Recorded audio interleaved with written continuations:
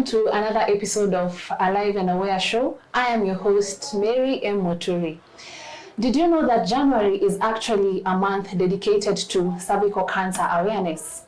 According to a report published by World Health Organization, as of the year 2024, this year, the awareness aims at increasing awareness to accessibility to the HPV vaccine, regular screenings, and state-of-the-art treatment for cervical cancer in its early stages.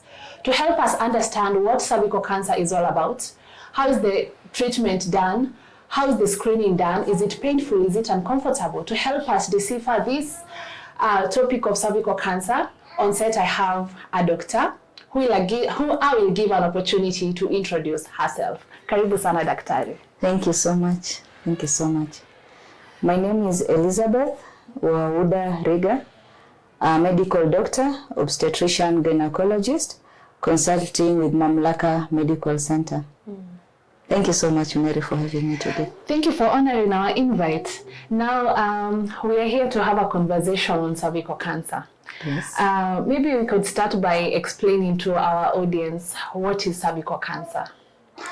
Okay, cervical cancer is a cancer of the cervix, and the cervix happens to be the gateway to life, as I prefer calling it, because that's the opening from the womb into the vagina as the baby comes into the world. So that's why I like terming it as the opening into life. So when we have changes that are affecting that part, that opening, that brings forth life, and the changes become invasive, that is what we call cervical cancer. Yes. So maybe you could elaborate on some of the common risk factors associated with cervical cancer.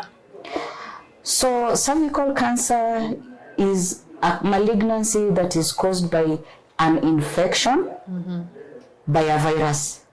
And that infection or that virus is what we call the human papilloma virus, commonly abbreviated as the HPV virus. So when you look at the risk factors that lead to causation of cervical cancer, HPV infection and its persistence, meaning that once somebody gets that HPV virus and it stays in the body for a long time, that is what causes the changes to the cells of that opening to life, or the cervix, that now becomes cervical cancer. So let me explain something that is associated, that helps contribute towards that persistence and that change. When you look at things that lower the immunity of the body as major contributors to cervical cancer, we are looking at diseases like diabetes mellitus. So people who have diabetes mellitus tend to have lowered immunity or altered immunity, such that they are not able to clear that HPV virus effectively.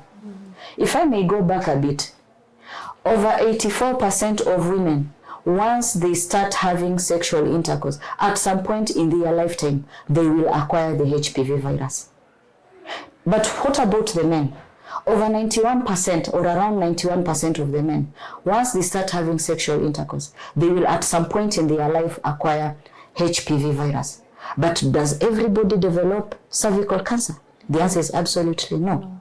So we are looking at about 80% or more of those who acquire this virus, their immune system working hard at eliminating this or clearing off this HPV virus. However, when you look at things that reduce that effectiveness of clearance of this HPV, these are the things now we are considering as risk factors, which help this HPV virus, like on that home, stay and cause these changes leading to cervical cancer. I've talked about diabetes mellitus. The other condition is having HIV disease, having chronic use of drugs like steroids, maybe people who have had organ transplant, who are supposed to take medication to reduce their immunity so that they don't reject their organ transplant. These people are in the category of reduced immunity. So when you have reduced immunity, the effectiveness of clearance of this virus is reduced. So the persistence of this virus is what puts somebody at a higher risk of getting the cervical cancer development. Okay. The other thing is smoking. When we talk about smoking, we'll be like, we are in Kenya, and Kenya has really reduced in terms of smoking, be it active or passive smokers, because you would rarely walk in town and see people with cigarettes like actively smoking. But also when you look at smoking, we are talking at other means of smoking. We're still cooking with firewood, so the things that we are producing through that smoke are not healthy for us, okay? We are cooking using charcoal, and still that charcoal also is causing smoke. So we are looking at all causes of smoke, be it smoking of cigarettes or other cooking methods that generate smoke. Okay. That also, those are some of the major risk factors. On this other hand, we are looking at acquisition of that HPV. HPV virus, the virus that causes the changes that lead to cervical cancer causation, are in most cases sexually transmitted because it requires skin to skin contact, be it the genitals, let's say the man's penis and the woman's vagina, that's skin to mucous membranes contact, or skin to skin contact. If I have warts or the HPV virus that cause, I will get into that later on. Okay. We have high risk and low risk. So sometimes we have things on our hands that if I touch you, you may acquire them. If your body fails to clear that skin to skin may be the chance of you acquiring the HPV. Yes. And sometimes also skin to mucous membranes. Mucous membranes are the linings like of our mouths, linings of our anal areas, linings of even our vaginal walls. So we are looking at skin to mucous membranes. So if a man and a woman are having intercourse and the man has the HPV, then that will be transmission to the woman via skin to woman. So when we look at the risk factors in this case, we are looking at if your sexual partner has other sexual partners, or if a person has other sexual partners other than their spouse, then that increases the risk factor. So here we are talking about multiple sexual partners. You may be having one sexual partner, but if that one sexual partner of yours has other sexual partners, then you as a person, you are at risk. Okay. Just to make them understand what cervical cancer is. Yes. Maybe kuna wenye hawaelewi lugha ya English sana. Yes. This, for a fact here, we want to create awareness. We want to welcome a lot of people to consider screening for this cervical cancer. Yes. So maybe cervical cancer nikielewa ni cancer ama saratani ya nyumba ya uzazi, nyungu ya uzazi. Yes, ya mlango wa nyungu ya uzazi. Mlango wa nyungu ya uzazi. Yes, yes, exactly. And umesema vizuri, mtu kama ameugua labda ugonjwa wa kisukari hapo before, ako kwa risk ya kupata the HPV virus. Ama saratani yenyewe. The cancer itself. Yes. So nikiwa tested, nipatikana na presence ya HPV virus, does that automatically mean niko na cervical cancer? Swali njema kabisa. Kupatikana na virusi ambavyo husababisha ama ambavyo vikikolea kwa mwili kwa muda mrefu vinafanya mtu apate awe na saratani ya mlango wa nyungu ya uzazi. Inamaanisha kwamba ukiwa navyo, mwili huo unajaribu kuviondoa kwa mwili. Na hii hufanyika kwa zaidi ya 80% of the time. Okay. So kwa asilimia kubwa sana, asilimia zaidi ya 80, hivyo virusi mwili unaviondoa wenyewe. Lakini kwa wale wachache ambao mwili wao labda una hitilafu ya kinga, ambayo nimesema magonjwa kama kisukari, magonjwa kama ukimwi, na mtu akiwa kama anavuta sigara, pia hiyo inachangia kupunguza kinga ya mwili. Na mtu kama ako na wapenzi wengi, ama uko na mpenzi mmoja lakini mpenzi huyo imeelekea kuwa ana wapenzi wengine, chances zake za kupata hivyo virusi zinaongezeka. Lakini mtu akiwa na hivyo virusi, mwili unaviondosha. Vikibaki sasa, kitu ambacho kinahitajika ni muda ambapo kwa Kimongo tunasema persistence ya hivyo virusi. Ukipima upatikane na hivi virusi, haimaanishi kwamba uko na saratani ya mlango wa kizazi. Kuwepo kwa hivi virusi vikiingia katika hizi chembe za mwili wa huu mlango wa kizazi, kama tunaongelea kina mama, inamaanisha zitafanya mabadiliko katika hizo chembe. Mabadiliko haya huwa yanagundulika mapema kupitia njia za kukagua ama njia za ukaguzi. Mojawapo ni hii tunaita pap smear. Nyingine ni ile tunaita HPV DNA testing, ambapo sasa tunatafuta kirusi chenyewe. Ukipatikana kama tukifanya kama hii pap smear ionyeshe chembe ambazo ni zimetolewa kwa huu mlango wa kizazi ziko na hayo mabadiliko ambayo yasipotibiwa yataelekea kuwa saratani ya mlango wa kizazi, haimaanishi wakati huo uko na saratani yenyewe. Na ndio maana katika hii awareness tunasema ni vizuri mtu ajijue kupitia njia moja au mbili, mojawapo ikiwa ni kupima. Mtu ajipime ajue niko na hivi virusi vya HPV ambavyo labda vinaweza vikikolea kwa mwili kwa muda huenda vikachangia mimi kupata saratani ya mlango wa uzazi. Ama nifanye pap smear nione kama tayari niko na hii HPV ambayo ishaanza kufanya mabadiliko katika hizi chembe zangu. Tupate matibabu mapema kabla haya mabadiliko katika hizi chembe hayajabadilika kuwa kansa ya kizazi. So kitambo tuongelee kansa ya mlango wa nyumba ya uzazi, hiyo inakuanga tayari tumechelewa na tumechelewa sana, kwa sababu unahitaji kama mtu kinga yake iko sawa, tumechelewa na kama miaka 20. Tunasema katika mtaala wa kuangalia hii screening, mtu akishafika miaka 21 tuanze kujiangalia. Na njia mwafaka ya mtu mwenye miaka 21 hadi miaka 29 ni kuangalia hii tunaita pap smear, hizo chembe. Mtu akishafika miaka 30 hadi miaka 65, njia mwafaka ni ile kuangalia virusi vyenyewe, ile tunaita HPV DNA testing, ama kufanya hii HPV DNA testing pamoja na hii pap smear. Ambapo labda kidogo nimalizie hii screening, ambapo ukishafika miaka 65, mara nyingi kitambo mama afikishe miaka 65, mzee ni ule na labda hana mpenzi mwingine mpya.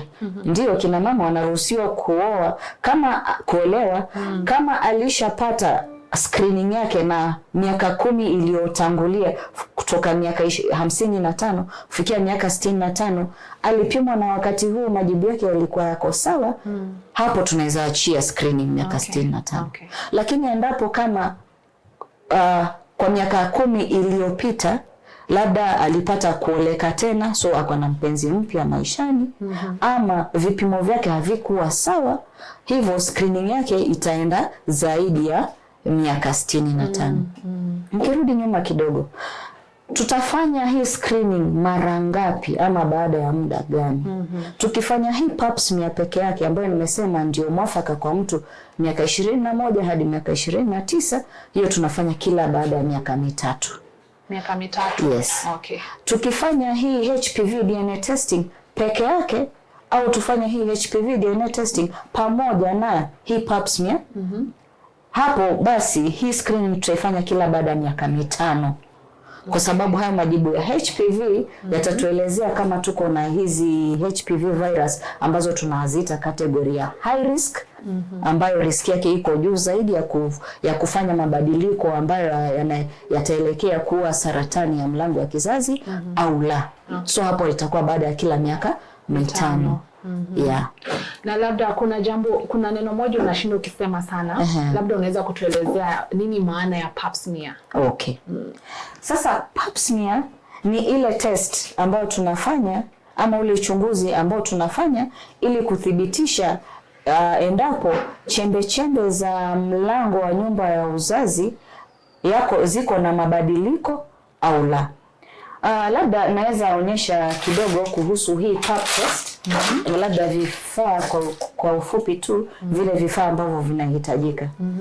Kwa sababu watu wengi wanashangaa hii pap smear yafanywa vipi? Ukisema test wanauliza ni damu nitatolewa, nini haswa nitatolewa, ni nini hiyo inafanywa screening?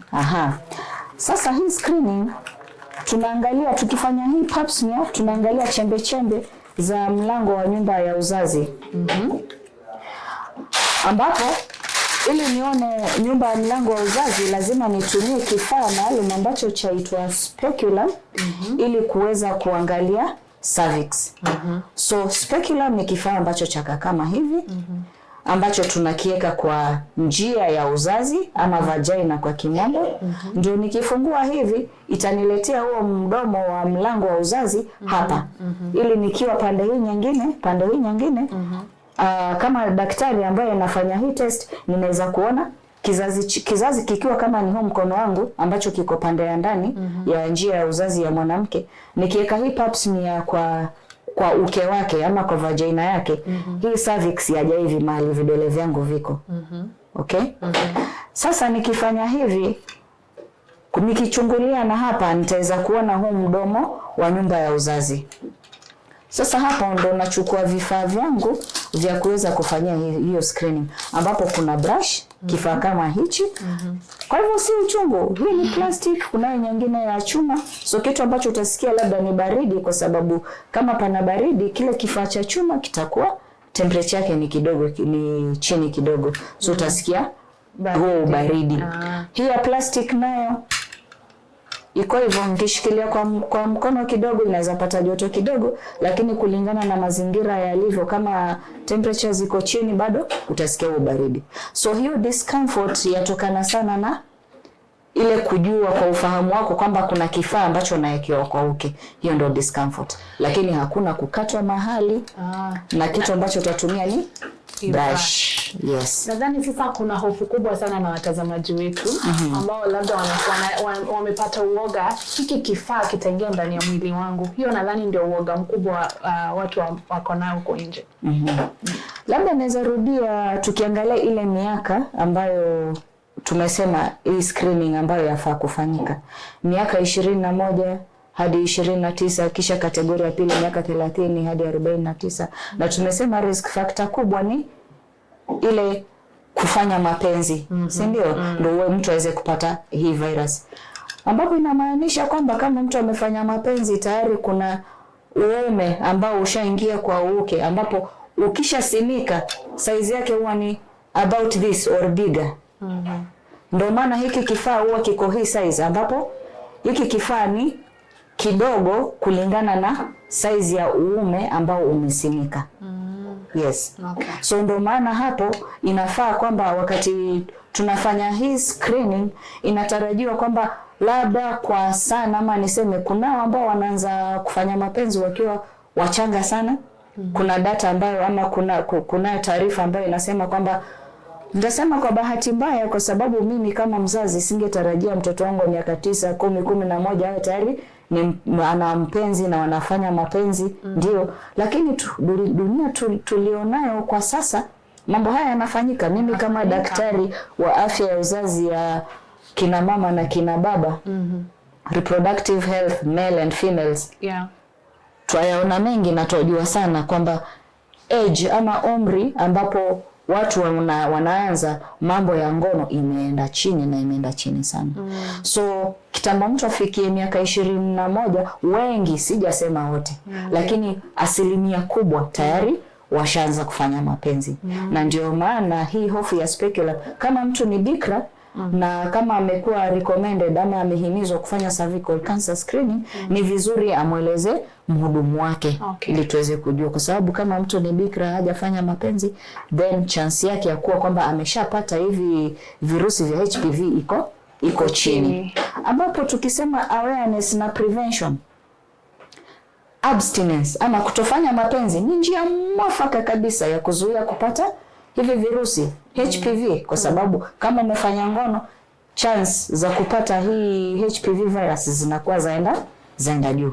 Usipofanya mapenzi, then hizo chance zaenda chini. Okay? Najua waweza pata saratani ya mlango wa nyumba ya uzazi kama hujajiingiza kwa kufanya mapenzi, kushiriki mapenzi. Ndio kabisa. Hilo ni sawa kabisa ambapo yatokezea, but asilimia ya hii saratani ya mlango wa nyumba ya uzazi ambayo yasababishwa na shida zingine ambazo zinaleta mabadiliko katika hizi chembe chembe, kando na kupata HPV virus ambayo yasababishwa sana sana na kusambazwa katika kupitia tendo la ngono, ni kidogo sana. Ni kidogo sana. Na ndio maana kutofanya mapenzi ndio njia mwafaka ya kufanya nini? Ya kuzuia kupata hivi virusi. Sawa na vile tunasema, ukijiepusha na ngono unaepuka ukimwi, ukijiepusha na ngono unaepuka magonjwa mengine ya zinaa, ukijiepusha na ngono unaepuka njia zingine za kupata magonjwa kama mlango wa nyumba ya uzazi. Mlango wa nyumba ya uzazi. Na labda kuna mtazamaji wetu ambaye anatutazama saa hivi. Labda unaweza elezea ni dalili zipi ama ishara zinazomfanya mtu aende akatafute usaidizi kutoka kwa daktari? Labda anahisi hivi, anasema labda niko na saratani ya mlango wa nyumba ya uzazi. Labda unaweza elezea tu dalili na ishara za kuangalia. Vema kabisa. Labda kabla nijibu hilo swali kidogo nimalizie ili kutoa huo woga katika kuchukua hiyo pap smear. So tulisema kama vidole vyangu ndio vyaashiria kama huo mlango wa nyungu ya uzazi. Hiki kifaa ndicho chapitishwa tu kama vile wapiga mswaki, lakini huu mswaki ni laini sana, si kama mswaki wa kusugulia meno. Nazungusha tu hivi na nishafanya.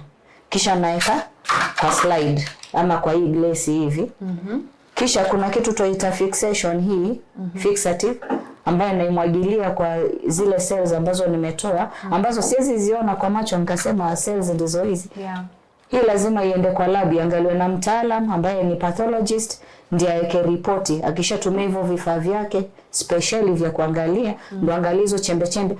Ukishapitisha hivi kuna chembe chembe ambazo tayari inapitisha. Hakuna kifaa cha kuchuna mahali ama kutoa tunyama mahali ya kwenda kupimwa katika screening. Sawa sawa.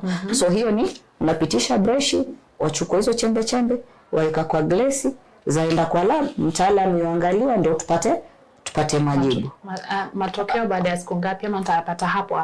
Haya matokeo yachukua kama siku 4 hadi wiki 2.